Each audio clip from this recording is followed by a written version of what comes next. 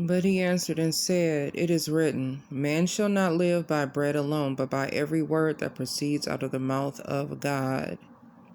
Then the devil took him up into the holy city and set him on a pinnacle of the temple and said to him, If you be the Son of God, cast yourself down, for it is written, He shall give his angels charge concerning thee, and in their hands they will bear thee up, lest at any time you dash your foot against a stone. And Jesus said, It is written again, Thou shalt not tempt the Lord thy God. And again the devil took him up in an exceeding high mountain and showed him all the kingdoms of the world.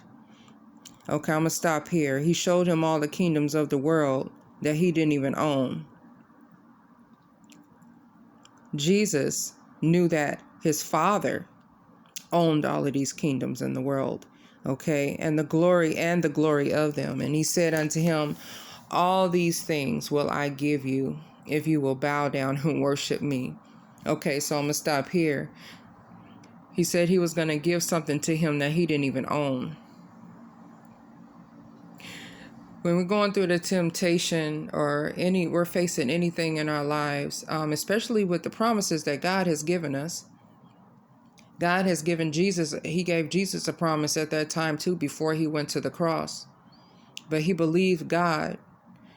And as we believe God, the enemy is always trying to tempt and lie as if he owns something, as if something belongs to him. And it doesn't. That's a delusional mindset. And so this is why God has taught us not to listen to the voice of the enemy. I'm going to go back to Matthew 4:4. It is written, Man shall not live by bread alone, but by every word that proceeds out of the mouth of God. We live by the promises of God. Every promise that God has written as far as protecting us, healing us, not forsaking us.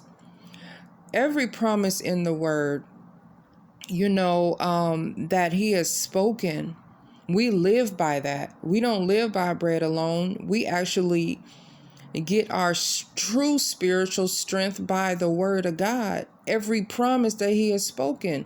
So it doesn't matter. Whatever we're facing, we remember the promises of the Lord. Now, God has put in each of us a promise that he has given us, but yet the enemy is trying to steal that. He has tried to steal that. And some of you, he is trying to steal by trying to offer you something in the moment of desperation that does not belong to him. And so when you make the decision in a moment of desperation, then you get stuck. Right?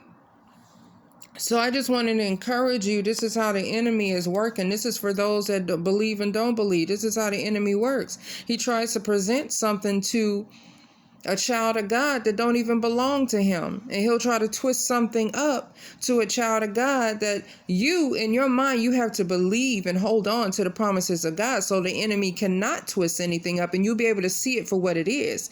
Now, Satan uses people that decide to be a host for him as well.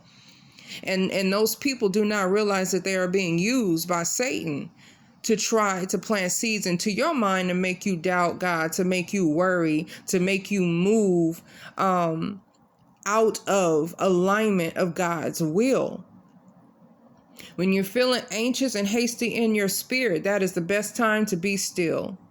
Be calm in everything and be anxious in nothing. So I pray this word encourages you, but it's just a trip how Satan was trying to offer something to Jesus that didn't even belong to him. How you going to give something to the Son of God and you don't even own it? So whatever you're facing, if it looks like it's the ending of something, it's not. It's the beginning of something, because God owns it all. God owns everything. Period. He's in control of it all.